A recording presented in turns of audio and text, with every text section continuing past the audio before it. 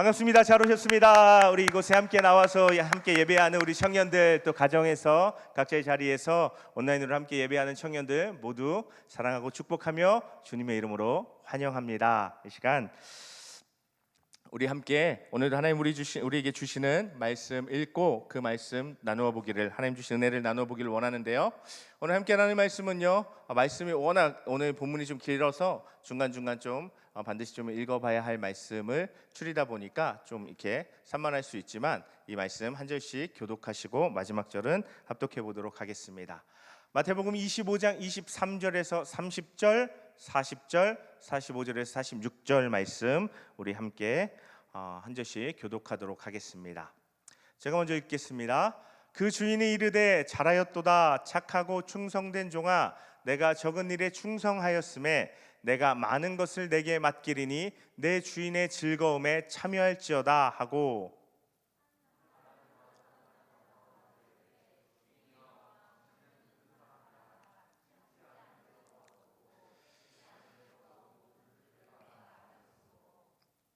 두려워하여 나가서 당신의 달란트를 땅에 감추어 두었나이다. 보소서 당신의 것을 가지셨나이다.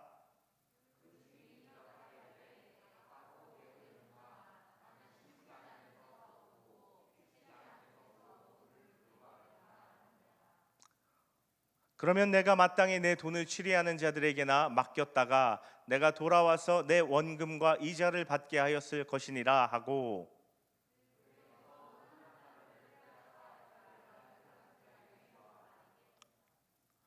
무릇 있는 자는 받아 풍족하게 되고 없는 자는 그 있는 것까지 빼앗기리라.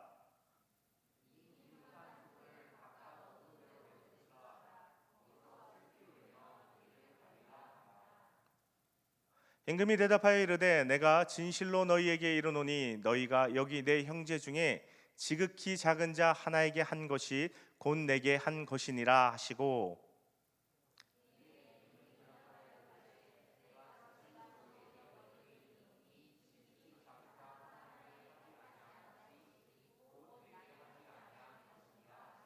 함께 읽겠습니다. 그들은 영벌에 의인들은 영생에 들어가리라 하시니라. 아멘. 아멘. 오늘 함께 읽은 이 마태복음 25장의 말씀으로 자기 확신 그 위험한 착각이라는 좀 날선 제목으로 하나님 우리에게 주시는 은혜를 나누어 보도록 하겠습니다. 여러분, 우리가 요즘 자주 사용하는 말 중에 워라벨이라는 단어 있죠. 다들 아시죠? 뭐 work 그죠? 일과 라이프, 그죠? 삶의 밸런스, 뭐 이런 의미로 많이 사용되면서 우리가 이 말을 자주 하다 보니까 이 말이 우리에게 영향을 주는 것 같아요. 정말 워라밸을 좀 생각하게 되는 것 같아요. 옛날에는 어떻게 해서든지 더 많이 일해서 더 많은 돈을 벌고 좀 이런 쪽으로 생각했다면, 요새는 좀 이 일과 삶 가운데 좀 균형을 찾고 일도 하고 돈도 벌지만 좀 내 삶도 좀 즐기고 누리고 하는 그런 측면도 생각을 하게 되는 것 같고, 그렇게 직업을 선택하는 것 같습니다. 근데 뭐 이걸 학생들한테 옮겨오면, 직장인들의 얘기다 보니까 학생들은 뭐야 우리 얘기 아니잖아 싶을 수 있는데, 학생들에게 옮겨오면 뭐 스라벨 정도 되겠죠. 스터디와 라이프의 밸런스, 그렇죠? 또 뭐 저 같은 목회자들한테 옮겨오면 미니스트리와, 그렇죠? 라이프의 밸런스, 미라벨 정도, 뭐 여러 가지 뭐 될 수 있겠죠, 그렇죠? 근데요, 우리가 참 균형이 중요한데 일과 공부 또 뭐 사역만 균형이 중요하지는 않을 것입니다.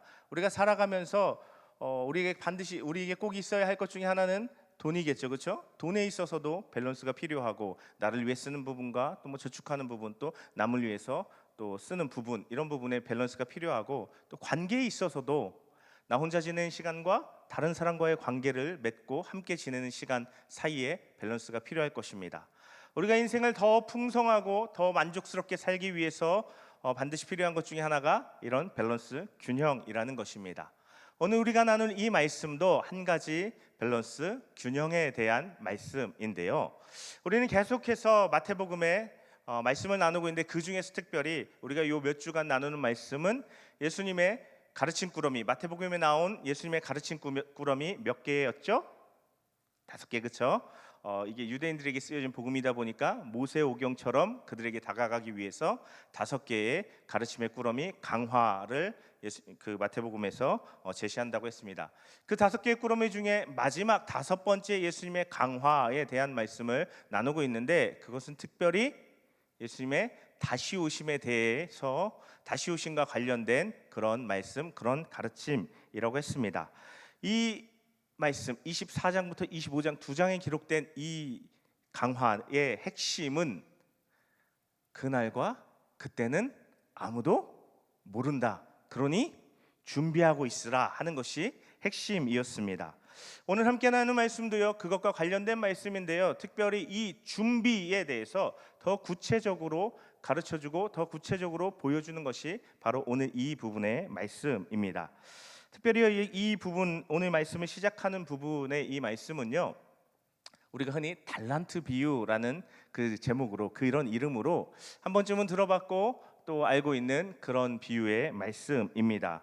우리는요, 이 말씀을 보면요, 오늘 함께 읽진 않았지만요, 14절에 보면요, 이렇게 되어 있습니다. 어떤 사람이 또 어떤 사람이 타국에 갈 때 그 종들을 불러 자기 소유를 맡김과 같으니 라고 이야기하면서요, 어떤 한 사람이 멀리 다른 나라에 여행을 갑니다. 떠납니다. 근데 떠나면서 이 사람이요, 자기의 종들을 불러요. 특별히 오늘 말씀에 보면 3사람의 종들을 부르는데, 불러서 자기의 재산을 나눠주는 거예요. 어떤 사람은 5달란트, 2달란트, 1달란트 나눠줍니다. 그리고 떠나는 거예요. 근데 우리는요, 달란트 그러면 어렸을 때부터, 교회 어릴 때부터 다니신 분들 달란트 특별히 굉장히 익숙하죠. 달란트를 뭐예요? 뭐 떡볶이도 사 먹고 뭐 장난감도, 그렇죠? 달란트 시장, 그렇죠? 그러다 보니까 달란트 하면 그냥 떡볶이 좀 사 먹고 뭔가 선물 좀 사고 좀 이런 느낌으로 느낄 때가 있는데, 달란트는요 사실 금을 세는 단위예요. 그래서 금 1달란트, 뭐 은도 세죠. 뭐 그런 걸 세는 단위인데, 금 1달란트 하면요, 당시 화폐 기준으로 6,000데나리온이라고 합니다. 일꾼이 하루 일하고 밟는 품삯이 1데나리온이었어요. 근데 6,000데나리온이면 뭐 1년에 한 300일 정도 일한다고 쳤을 때 20년 일해야 벌 수 있는 금액. 요즘 최저시급 뭐 9,000원 조금 안 되죠. 그럼 뭐 좀 많이 낮춰서 8,000원, 하루 8시간 일하면 64,000원, 6만 원 잡아봅시다. 300일 일한다고 치면 1,800만 원, 뭐 한 2천만 원, 대략 2천만 원 치고, 이거를 20년 잡으면 무려 4억인 거예요. 1달란트는요, 우리식으로 하면 거의 한 4억쯤 되는 그런 돈이에요. 그러면 5달란트 받은 사람은 어떨까요? 1달란트가 20년 정도의 연봉이라면 5달란트는 100년 정도의 연봉인 거예요. 그러면 이거는 죽을 때까지 벌어도 벌 수 없는 그 정도 돈. 1달란트가 4억 정도니까 5달란트는 한 20억 정도 되는 그런 돈인 거예요. 주인이 지금 자기 종들에게 그런 정도의 돈을 지금 나눠주고 떠난 것입니다. 그리고 나서요, 이 주인이 떠나니까 어떻게 해요? 오늘 읽진 않았지만 이 앞에 2 종은요, 성경 표현에 의하면 바로 가서 주인이 나눠주자마자 바로 가서 장사를 합니다. 그래서 우리가 아는 것처럼 5달란트 가진 사람은 5달란트의 이익을, 2달란트 가진 사람은 2달란트의 이익을 남기는 것입니다. 그런데 무슨 이유인지 1달란트 받은 사람은 이걸 어떻게 해요? 땅을 파고 땅속에 넣고 꼭꼭 숨겨둡니다. 그리고 나서 오늘 성경은요, 19절에 보면 오랜 후에 주인이 돌아온다고 되어 있어요. 오랜 후에 주인이 돌아와서 이제 종들을 부릅니다. 그러면서 성경에 기록된 표현대로 결산을 합니다. 자, 결산. 어떤 때 결산해요? 뭔가 계산할 것이 있는 거예요, 그렇죠? 뭔가 돈을 따질 게 있을 때 결산하는 거예요. 자, 그러면 우리가 이 이야기가 무슨 이야기인지를 이해할 수 있는 거예요. 이건 그냥 주인이 돈이 많은데 내가 멀리 지금 가야 되는데 어디 딱히 맡길 데가 없어서 종들 불러가지고, 야, 이거 내가 올 때까지 안전하게 맡아놓고 있어, 안전하게 지키고 있어, 나 돌아오면 이거 잘 갖고 와야 돼 라고 한 게 아니라는 거예요. 주인은 이것을 종들에게 나눠주면서 뭔가를 해서 이익을 남기고 뭔가 결산할 거리를 만들어낼 것을 기대하고 맡겨놓고 떠났다 하는 것입니다. 결산할 때 우리가 아는 것처럼 5달란트 받은 사람은 5달란트를 남겨서 가져오죠. 2달란트 받은 사람은 2달란트를 남겨서 가져옵니다. 그러면서 주인님, 이거 보십시오, 내가 주인님 걸로 장사를 해서 이렇게 이익을 남겼습니다 라고 한다는 거예요. 그리고 그것에 대한 주인의 평가가 오늘 말씀, 우리 함께 읽은 말씀의 시작 부분에 있었던 23절의 말씀이라는 거죠. 주인이 잘하였도다 착하고 충성된 종아라고 한다는 거죠. 야, 잘했다 니들. 야, 내가 이렇게까지 볼 줄은 몰랐는데 니들 진짜 잘했다. 야, 정말 내가 내 마음에 꼭 들게 정말 충성되게 일 너무 잘했다라고 칭찬하는 게 바로 그것이겠죠. 그러면서 23절의 말씀 특별히 다시 띄워주시면 좋겠는데, 23절의 말씀의 후반부에는 그렇게 전반부에 칭찬을 하고 나서 내가 많은 것을 내게 맡기리니 내 주인의 즐거움에 참여할지어다 라고 말했다는 것입니다. 내가 더 많은 것들을 너희에게 맡길 것이고 너희는 주인의 즐거움에 참여할지어다. 너희도 주인의 즐거움에 참여할 거야. 참여하게 됐어 라고 말한다는 것입니다. 그런데요, 그때 그럼 이 두 사람이 동일한 5달란트와 2달란트 받았고 이익을 남긴 사람들 동일한 칭찬을, 정말 똑같은 글씨 똑같은 칭찬을 받았습니다. 문제는 이제 세 번째 그런 종입니다. 세 번째 종 차례인데요, 25절 말씀 보겠습니다. 25절 말씀을 보면요, 함께 읽어볼까요? 두려워하여 나가서 당신의 달란트를 땅에 감추어 두었었나이다. 보소서 당신의 것을 가지셨나이다 라고 돼 있어요. 이 세 번째 종이 어떻게 해요? 가져오죠. 자기도 가져오는 거예요. 주인님, 여기 1달란트 있습니다. 근데 저는 여기 성경엔 기록되지 않았지만 아마 이 세 번째 종은 이런 뉘앙스로 얘기하지 않았을까 싶어요. 주인님, 제가 주인님이 저한테 맡겼던 이 1달란트를 무사히 가져왔습니다. 여기 보십시오. 여기 그대로 있습니다. 이걸 가져가십시오 라고 했을 것 같아요. 무사히 주었다는 것에, 무사히 돌려주었다는 것을 강조하고 싶었겠죠. 그런데 그것에 대한 주인의 평가는 26절이었습니다. 26절 말씀 한번 보여주시죠. 네, 26절 보면 그 주인이 대답하여 이르되 악하고 게으른 종아라고 이야기하는 거예요. 1달란트를 무사히 가져온, 주인에게 다시 돌려주려고 가져온 이 종에게 대해서 주인은 이 악하고 게으른 종아라고 지금 이야기를 했다는 것입니다. 그런데 여기서 그냥 단순히 책망하는 것에서 끝나는 게 아니라 30절의 말씀에 보면, 30절 말씀 보여주시죠. 이 무익한 종을 어떻게 하래요? 바깥 어두운 데로 내쫓으라. 거기서 슬피 울며 이를 갈리라 하면서 야, 쫓아내, 당장 쫓아내라고 얘기를 해버렸다는 것입니다. 이걸 보면요, 우리는요 좀 뭔가 이상해요. 이런 의문이 들어요. 아니, 두 사람은 그렇게 이때다 하고 장사를 했는데 왜 이 사람 땅에 묻어뒀을까? 그리고 주인은, 아니 주인이 맡긴 거 1달란트 그냥 손해 없이 돌려줬으면 그냥 다행인가 보다 해야지 왜 이 종을 쫓아내고 이렇게 엄청 괴롭게 하는 이런 일을 벌이는 걸까라는 생각이 든다는 것입니다. 그것은요, 앞서서 이야기했던 것처럼요, 이 이야기가 주인이 의도했던 것이 단순히 무사히 안전하게 잘 맡아줘 한 것이 아니라는 것입니다. 주인은요, 종들이 그것을 가지고 어떤 이익을 내기를 원했던 것인데 27절의 말씀에 보면요, 그래서 세 번째 종에게 주인이 이렇게 말하는 거죠.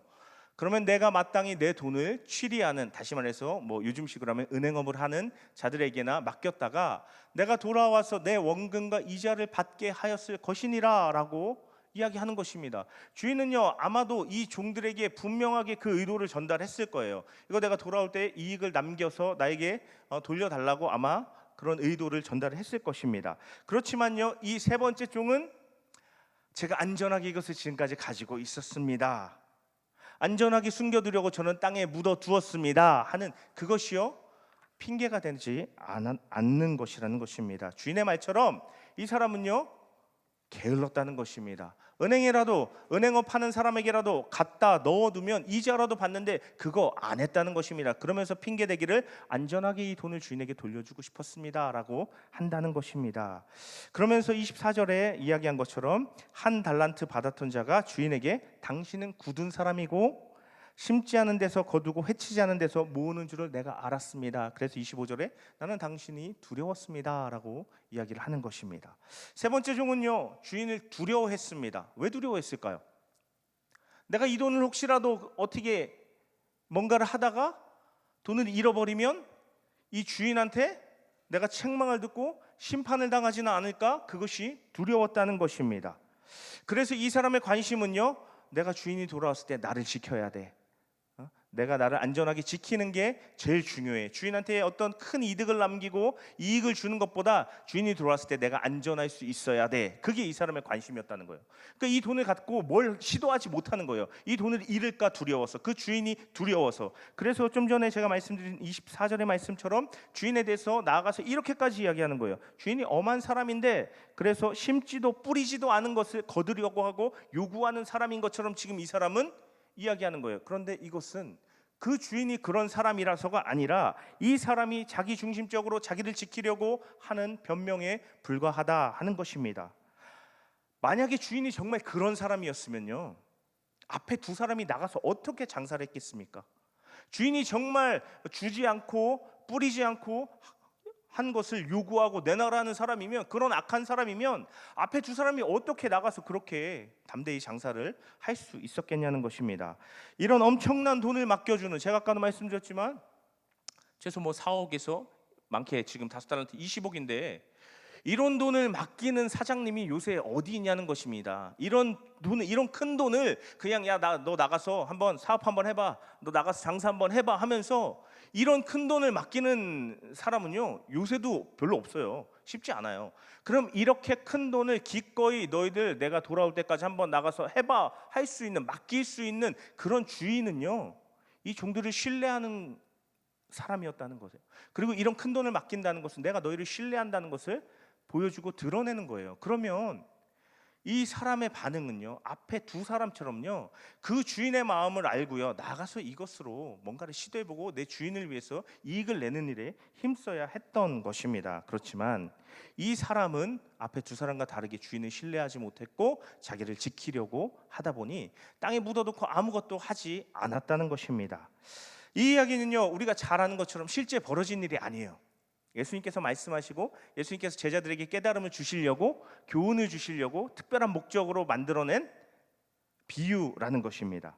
예수님께서는요 이 말씀을 듣고 있는 제자들에게, 그렇다면 이 말씀을 듣고 있는 제자들에게 예수님이 분명한 의도가 있는 거예요. 뭘까요? 모험을 시도해보라는 거예요. 모험을 해보라는 거예요. 담대하게 뭔가를 시도해보라는 거예요. 사실 이 이야기에서요 엄청난 금액의 달란트라는 것이 나오는데요, 이걸요 많은 경우 이 본문을 해석하면서 달란트라는 것을, 우리가 달란트를 달란트 시장으로도 익숙하게 알고 있지만 또 하나 달란트 하면, 교회 안에서 달란트 하면 어떤 생각을 해요? 재능, 뭔가 능력, 이런 쪽으로 우리가 많이 생각을 하잖아요.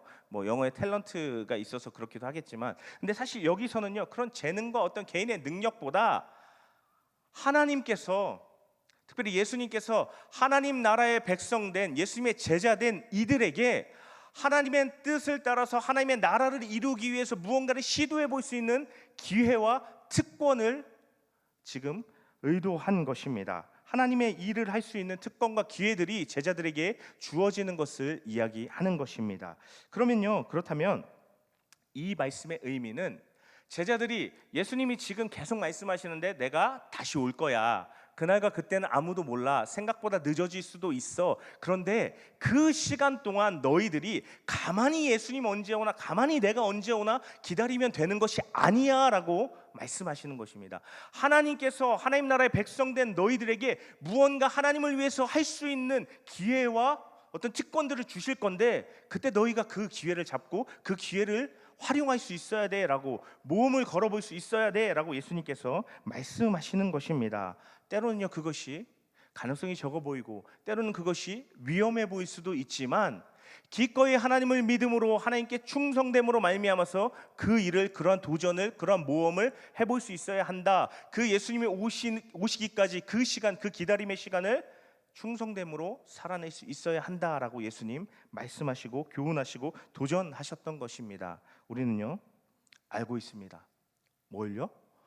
우리가 하나님을 의지해서 하나님을 믿음으로 말미암아서 하나님의 영광을 위해서 무언가 시도하고 무언가 도전했을 때요, 하나님께서 그것을요 실패로 끝나게, 우리 인생이 낭비되는 것으로 끝나게 하지 않으신다는 것을 우리는 알고 있고 믿고 있습니다. 하나님이 중간 과정 가운데는 어려움이 있고 중간 과정 가운데는 실패한 것처럼 보일 수 있지만, 결국은 우리가 하나님의 영광을 위해서 시작하고 시도한 모든 것들이 열매 맺게 하시고 하나님께서 이루어지게 하실 거라는 것을 우리는 신뢰하고 의지할 수 있다라는 것입니다. 그래서 이 대목에서요, 제가 지난주 말씀을 나누면서 이런 이야기 했었죠. 종교개혁가들의 이야기를 나누면서 루터에 대한 이야기를 지난주에 나눴는데, 특별히 루터가 담대히 죄를 지어라, 그러나 더 담대히 그리스도를 신뢰하라라는 말을 했다는 것을 제가 여러분과 나눴습니다. 마찬가지입니다. 우리가요, 담대하게 내가 이거 하다 잘못되면 어떡하지?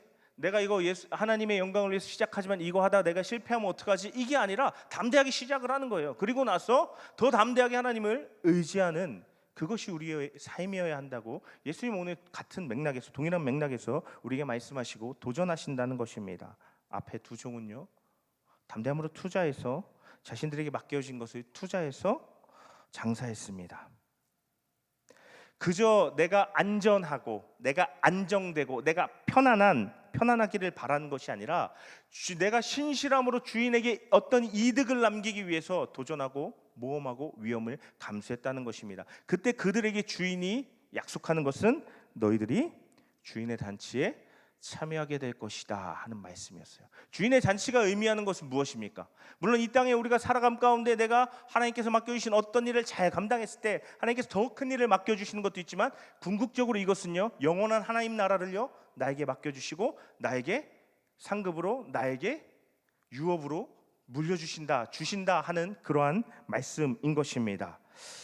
영원한 생명을 얻기 위해서요, 이 말씀은요 우리에게 참 무거운 교훈을 줍니다. 그것은 영원한 하나님의 나라, 영원한 상급을 얻기 위해서 우리는 가만히 앉아서 아무것도 하지 않고 안정된 삶만을 바라면서 기다린다고 그것이 우리의 것이 되지는 않는다 하는 것입니다. 오히려요, 우리의 모든 삶을, 우리의 소유와 우리의 때로는 어떤 위험함을 감수하고 우리의 삶을 하나님께 드리면서 하나님 기뻐하시고 하나님 원하시는 일들을 우리가 행할 수 있어야 한다 하는 것입니다. 그것이 우리에게 영원한 삶을 가져다주며 영원한 삶을 보장해 줄 수 있다라고 예수님 오늘 우리에게 말씀하시는 것입니다.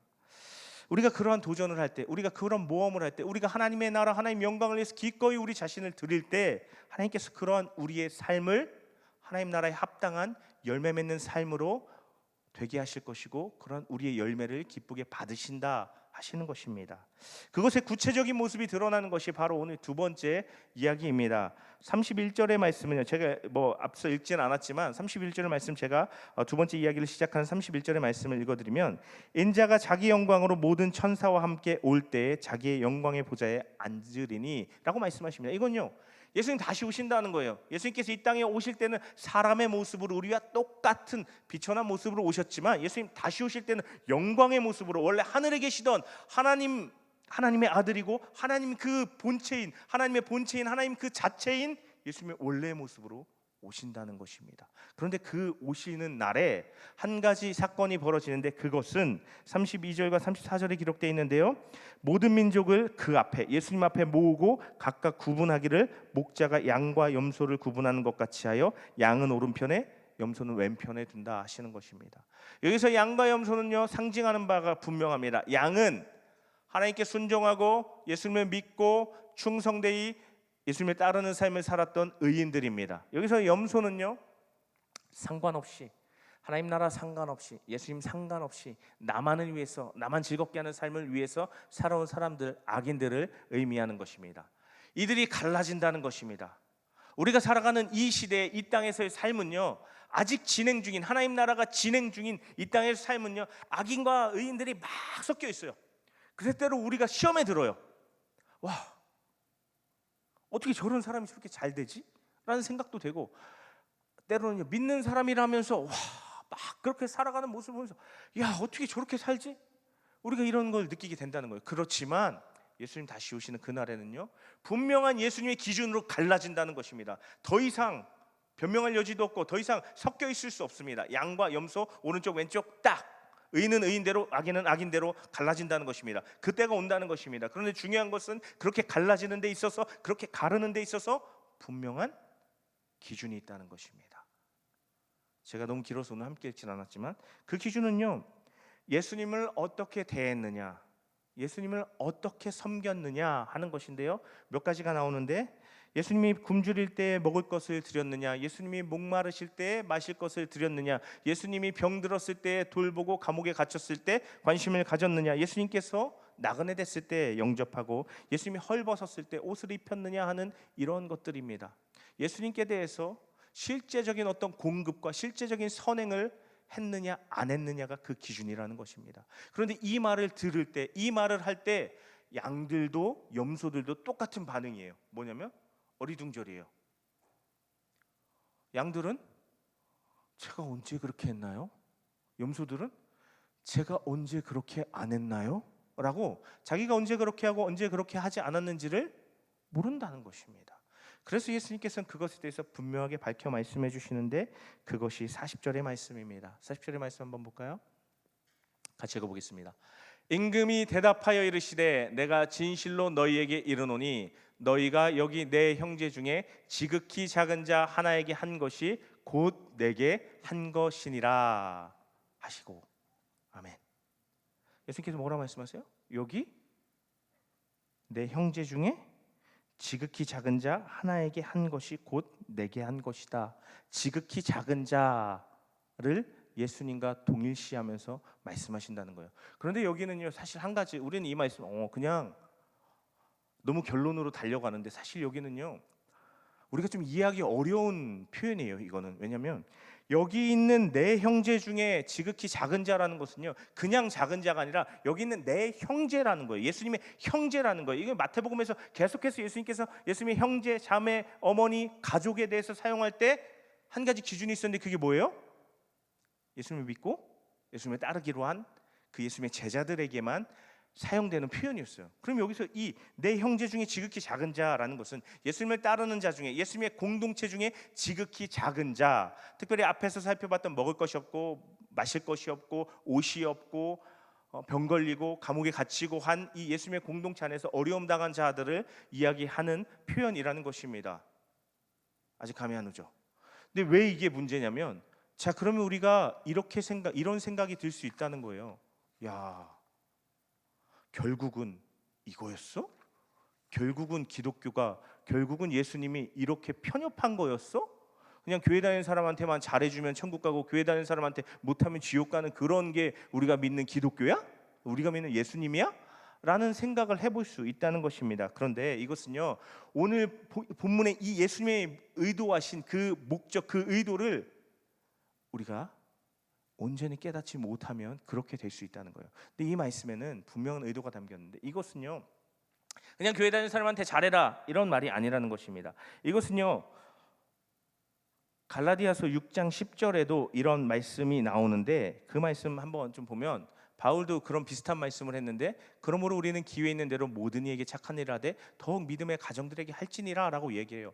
뭐야 예수님뿐만 아니라 바울도 이런 얘기를 하네? 뭐지? 싶을 수 있어요. 근데 이것이 의도하는 여기에 담겨있는 진정한 의미는 예수님을 알지 못하고 하나님 나라를 알지 못하는 자들에게 대한 의도가 담겨있는 거예요. 뭐냐면 우리가 교회 다니는 우리 공동체 안에 예수님을 믿는 우리 공동체 안에 어려움 당한 사람들을 우리가 기꺼이 우리 것을 우리가 손해를 감수하면서 나눠주고 그들을 섬기고 그들을 도와주는 모습을 예수님을 알지 못하고 하나님을 알지 못하는 자들이 본다면 아 저게 예수님 믿는 사람들이구나, 아 저게 하나님 나라 모습이구나 할 수 있다는 거예요.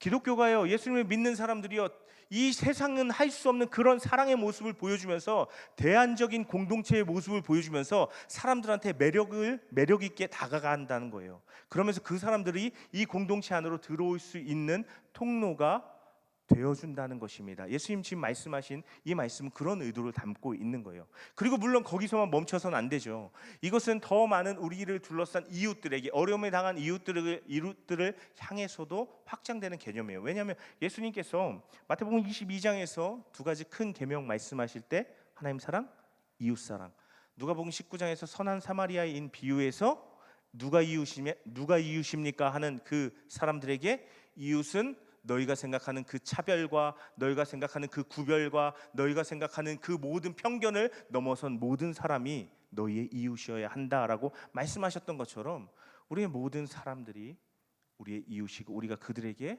차별 없는 사랑을 베풀 수 있어야 한다, 거기까지 나아가야 한다 하는 것입니다. 그래서 그런데 이 다시 이 이야기로 돌아와서 첫 번째 달란트 비유로 돌아와서 5달란트 받은 사람과 2달란트 받은 사람은요, 지금 이 일에 충성되이 헌신했다는 것입니다. 아무리 5달란트를 남기고 2달란트를 남기고 100달란트 남겨도 그거 내 거 되는 거 아닙니다. 주인 겁니다. 그런데 이 사람들은 기꺼이 그 일을 충성되이 했다는 것입니다. 그런데 세 번째 사람은 안 한 거예요. 우리식으로 얘기하면 이런 거예요. 하나님 나라 하나님이 알아서 하시는 거지 뭐. 하나님께서 하나님 나라 이루시겠지 뭐. 중요한 건 내가 괜히 뭐 한다고 하다가 손해를 보면, 내가 괜히 뭐 한다고 하다가 괜히 잘못해서 죄라도 지으면 내가 책망받고 내가 문제 생기겠지 뭐 라고 하면서 아무것도 안 하는 거예요. 사실요, 우리 이런 얘기해서 좀 그렇지만 우리 기독교의 모습이, 우리 교회의 모습이 지난 한 시대 그랬다는 거예요. 교회 모이는 일에만 힘썼어요. 왜냐하면 세상에 나가면 죄 지으니까 교회로 모여, 우리 죄 안 짓게 교회로 와, 교회에서 뭐 이것도 하고 저것도 하고. 그러니까요, 정작 하나님 나라가 이루어져야 세상에 대해서 우리가 충분히 관심을 갖지 못했던 거예요. 정작 하나님의 다스림이 필요한 그곳에 우리가 충분히 마음 쓰고 우리의 어떤 능력을 흘려보내지 못했다라는 것입니다. 그렇지만 하나님께서 오늘 우리에게 다시 도전하시는 것입니다. 내가 그 일에 너희를 사용하기를 원하고 너희를 통해서 그 일 보기를 원한다라고 말씀하시는 것입니다. 제가 계속해서 종교개혁 10월 달을 맞이해서 10월 특별히 오늘이 종교개혁 주일입니다. 주보에도 보면 알 수 있지만 종교개혁 주일을 앞두고 종교개혁을 맞은 이 10월 한 달 동안 종교개혁에 대한 좀 이야기들을 짧지만 나눴습니다. 그래서 첫째 주에는 종교개혁 이전의 종교개혁에 대해서 나눴고, 지난주에 루터에 대한 이야기를 나눴고, 오늘은 종교개혁 이후에 그래서 종교개혁이 어떤 모습으로 전개되었는지에 대한 그 한 장면을 나누길 원하는데, 특별히 이 종교개혁이, 루터가 종교개혁을 시작하면서 여기저기 우후죽순으로 기다렸다는 듯이 막 종교개혁이 일어납니다. 그래서 여러 막 스위스에서도 뭐 제네바 프랑스에서도 뭐 스코틀랜드에서도 네덜란드에서도 계속 종교개혁이 퍼져갑니다. 근데 그 중에 한 또 흐름이 있는데, 제세례파라는 그런 사람들의 종교개혁이 일어났는데, 이 사람들은 특별히 이름에서 느낄 수 있는 것처럼 다시 세례를 베푸는 사람들이었어요. 왜냐하면 유아 세례를 인정하지 않는 거예요. 유아 세례는 유아가 자신의 신앙과 믿음으로 받은 세례가 아니기 때문에 이 사람이 믿음으로, 이 사람의 믿음의 고백으로 다시 한번 성인이 돼서 충분히 자기 신앙을 고백할 수 있을 때 세례를 받아야 한다라고 이야기를 하고, 실제로 그렇게 하는 사람들이 있어요. 더 본질적이고 더 급진적인 믿음을 지키고 행하려고 했던 사람들이 바로 제세례파였습니다. 그런데 이 제세례파 안에 몇 가지 흐름이 있었는데, 특별히 그 중에 한 그룹의 사람들의 이름이 모라비안이었습니다. 모라비아 지방에 살던 제세례파였기 때문에 그렇습니다. 이 사람들은요, 하나님 나라와 하나님 나라를 확장하고 복음을 전하는 것에 굉장히 헌신된 사람들이었습니다. 특별히 우리가 여러분들이 뭐 크게 관심 없어서 잘 모를 수도 있는데, 이 성결교회와 이 감리교회는요, 웨슬리라는 웨슬리 목사님, 종교개혁자 웨슬리, 그 종교개혁 이후의 종교개혁자라고 할 수 있는 웨슬리 목사님에게 그런 신학의 뿌리를 두고 있는 교단입니다. 그런데 이 웨슬리도 이 모라비안과 관련이 있습니다. 이 웨슬리가 본격적으로 믿음을 경험한 게 미국에 선교하려고 가고 오는 그 배 안에서 굉장히 두렵고 떨렸어요. 배가 뒤집힐까 봐. 근데 저쪽에 한 구석에 어떤 사람들이 모여 있는데 되게 평온하고 자기들끼리 기도하는 거예요. 저 사람들이 뭐지? 봤는데 그 사람들이 모라비안이었어요. 이들이 웨슬리에게 영향을 주고 도전을 줘서 웨슬리가 진정한 회심을 경험할 수 있게 된 건데요. 어쨌든 이 모라비안들이 그만큼 신실하고 경건하고 헌신된 자들이었는데, 이 모라비안 중에 2명의 20대 초반의 청년들이 있었습니다. 이 사람들이 어느 날 한 이야기를 듣는데, 저쪽 서인도 쪽에 많은 흑인 노예들이 있다는 거예요. 근데 그게 이 사람들의 마음에 울림이 되고 막 도전이 되는데, 노예들한테 아무도 복음을 전할 수 없는 상황이 이 사람들한테 들어온 거예요. 그 노예를 소유하고 있는 소유주 주인이요, 이 흑인들한테 어떤 설교자나 복음 전도자가 들어오는 걸 원치 않아서 금지하고 있었어요. 그래서 이 사람들이 어떻게 할까? 어떻게 하면 저 사람들한테 복음 전할 수 있을까? 어떻게 저 사람들을 구원할 수 있을까? 이 사람들이 내린 결정은 스스로를 노예로 팔아버린 거예요. 자기 스스로를 노예로 팔고 그 노예들한테 다가가서 그들에게 하나님 나라 복음을 전하고 그들에게 구원의 소식을 전하고 그들을 하나님께로 인도했다는 것입니다. 정말 놀라운 얘기죠. 이런 얘기 들으면 와, 정말 감동이 되고 도전이 되기도 하지만, 솔직히 한편으로는 우리에게는 좀 부담이 되기도 할 정도로 정말 대단한 이야기예요. 대단한 일을 한 사람들이에요. 물론 우리를 다 노예로 종으로 팔 수는 없고 팔 필요도 없습니다. 다만 중요한 것은 이들이 왜 그런 일을 했고 어떻게 그렇게까지 했는지를 우리가 알고 깨달을 수 있어야 한다는 것입니다. 이들이 왜 그런 결정을 해요? 자신들이 흑인 노예들을 위해서 자신을 내어 던지기 이전에 이미 예수님께서 우리를 위해서 십자가에서 자신을 내던진 것을 너무나도 분명히 알고 경험하고 감격했기 때문에 그 예수님을 위해서, 그 예수님을 따라서 스스로를 내어던질 수 있었다는 것입니다. 우리가 이 정신과 이 예수님의 제자된 이 길, 이것만은 우리가 따라가야 한다고 저는 믿습니다. 그 예수님이, 그 모라비안들의 예수님이 우리의 예수님이고 저의 예수님이고 동시에 여러분들의 예수님이기 때문에 그렇습니다. 우리도요, 예수님이 걸어가신 그 길, 모라비안들이 따라갔던 그 길, 오늘 예수님께서 말씀하시는 이 길을 우리가 따라갈 수 있어야 한다 하는 것입니다. 구체적으로 예수님께서 내 형제 중에 지극히 작은 자, 우리 주변에 있는 지극히 작은 자, 아무도 도와주지 않고 아무도 관심 갖지 않는, 당시 노예들 짐짝처럼 여기고 소유처럼 여기고 죽으면 그냥 뭐 쓰고 버리는 것처럼 버리고 하는 그 시대에 노예를 향해서 관심을 가졌던 모라비안들처럼 우리 주변에 아무도 도와줄 수 없어서 어려운 가운데 있는 그러한 작은 자들에 대해서 우리가 관심을 갖고 우리가 우리의 것을 나누고 섬기고 돌볼 수 있어야 한다라고 예수님 오늘 말씀에서 분명히 우리에게 가르쳐 주시고 도전하시는 것입니다. 그것이 예수님이 언제 올지 모르지만 오늘 말씀에도 오랜 후에라고 이야기하고 있어요. 주인이 돌아오는 게 오랜 후래요. 오래 걸릴 거래요. 우리가 예상하는 것보다 길어질 수 있어요. 하지만 그 예수님 오실 때까지, 오랜 뒤까지, 어쩌면 그 오랜 뒤가 바로 코앞에 있을지도 모르죠. 그때까지 우리가 기다리면서 그냥 아무것도 안 하고 주머니에 손 넣고 기다리는 것이 아니라 예수님이 말씀하셨던 것처럼 작은 자에 대한 관심으로, 작은 자를 섬기는 그러한 삶으로 우리가 예수님을 기다리고 예수님을 맞이할 수, 우리가 그러한 삶 가운데 맺은 그 열매를 예수님께 드릴 수 있어야 한다라고 예수님 오늘 우리에게 말씀하신 것입니다. 오늘 서두에 제가 워라벨에 대한 얘기를 드렸습니다. 밸런스에 대한 이야기를 드렸습니다. 우리의 신앙에도 밸런스가 필요합니다. 이러한 예수님을 따르는 삶이 없는데 나는 믿기 때문에 천국행 티켓을 가지고 있어, 나는 영원한 나라 들어갈 거야, 나는 믿음이 있어, 근데 행함이 없어. 반대로 행함이 있지만 믿음 없이 그냥 내가 좋은 일 많이 하면 그냥 구원받는 거 아니야? 이것도 마찬가지입니다. 둘 다 구원 없습니다. 영원한 하나님 나라 경험할 수 없습니다.